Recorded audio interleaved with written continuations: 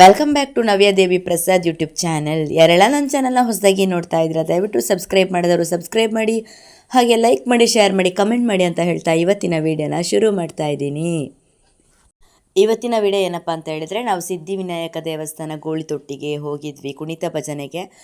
ನಾವೆಲ್ಲರ ನಮ್ಮ ತಂಡದವರು ಜೊತೆಯಾಗಿ ಹೋದಂತಹ ಒಂದು ವಿಡಿಯೋ ಇದಾಗಿದೆ. ಬನ್ನಿ ಈ ವಿಡಿಯೋನ ನೋಡ್ಕೊಂಡು ಬರೋಣ. ನನ್ನ ವಾಯ್ಸ್ ಕೂಡ ಪೂರ್ತಿ ಹೋಗಿದೆ. ಲಕ್ಷದೀಪಕ್ಕೆ ಹೋಗಿದ್ವಿ, ಅಲ್ಲಿಂದ ಭಜನೆ, ಮತ್ತು ಅದಕ್ಕಿಂತ ಮೊದಲು ಅಮ್ಮನ ಮನೆಗೆ ಹೋಗಿದ್ದೆ. ಸೊ ಹಾಗೆಲ್ಲ ಬೇರೆ ಬೇರೆ ಕಡೆ ನೀರೆಲ್ಲ ಚೇಂಜ್ ಆಗಿ ನನ್ನ ವಾಯ್ಸ್ ಪೂರ್ತಿ ಹೋಗಿದೆ. ನೋಡಿ, ಅಪ್ಪ ಮಗ ಕೂತ್ಕೊಂಡಿದ್ದಾರೆ. ನಾವು ಭಜನೆಯ ತಂಡದಲ್ಲಿ ಜೊತೆಗಿದ್ದೇವೆ. ಈಗ ಭಜನೆ ಆರಂಭ ಆಗ್ತದೆ.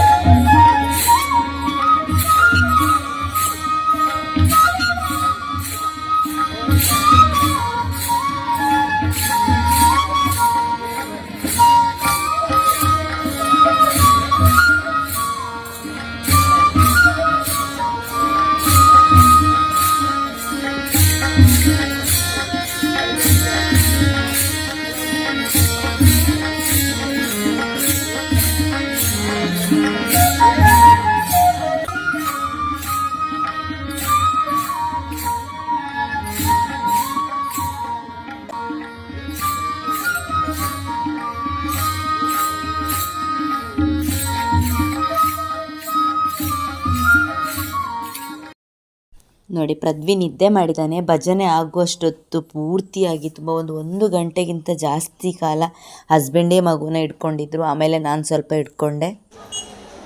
ನೋಡಿ, ನಮ್ಮದು ಭಜನೆ ಎಲ್ಲ ಆಯಿತು. ಭಜನೆ ಆಗಿ ಪ್ರಸಾದ ಸ್ವೀಕಾರ ಮಾಡಲಿಕ್ಕೆ ಅಂತ ಹೇಳಿ ನಾವು ಈ ಕಡೆ ಬಂದಿರುವಂಥದ್ದು.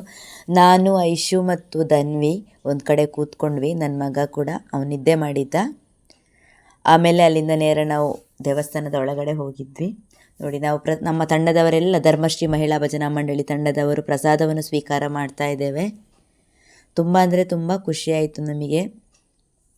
ಅಲ್ಲಿಂದ ಪ್ರಸಾದ ಸ್ವೀಕಾರ ಎಲ್ಲ ಮಾಡಿ ಆದಮೇಲೆ ಅಲ್ಲಿಂದ ನೇರ ನಾವು ಅನ್ನ ಪ್ರಸಾದ ಸ್ವೀಕಾರ ಮಾಡಲಿಕ್ಕೆ ಹೋದ್ವಿ. ಅದಕ್ಕಿಂತ ಮೊದಲು ನಾನು, ನನ್ನ ಹಸ್ಬೆಂಡ್, ಮಗ ಒಂದು ಫೋಟೋ ಎಲ್ಲ ತೆಗೆಸ್ಕೊಂಡ್ವಿ.